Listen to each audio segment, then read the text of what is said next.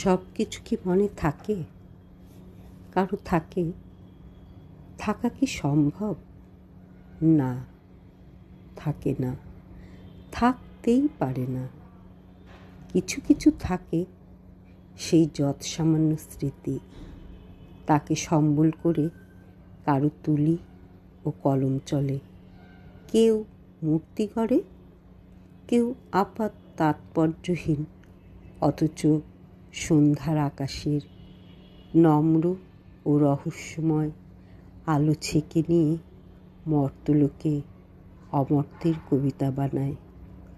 এই সব ঘটনা ঘটে, আজও নিরন্তর ঘটে যায়, এখানে ওখানে। আর আমরা জড়ীভূত, স্তব্ধীভূত হয়ে দেখতে থাকি। কার্যকারণের সূত্রবিহীন এইসব জাদুকরী মন্ত্রবলে গড়ে তোলা শিল্পের সম্ভার।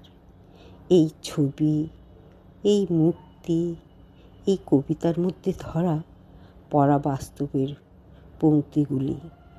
আর তখনই আমাদের স্মৃতির ভিতরে ভেসে ওঠে ভুলে যাওয়া বিগত জন্মের স্বপ্নময় জাগরণে পরিব্যাপ্ত অনন্ত গোধূলি।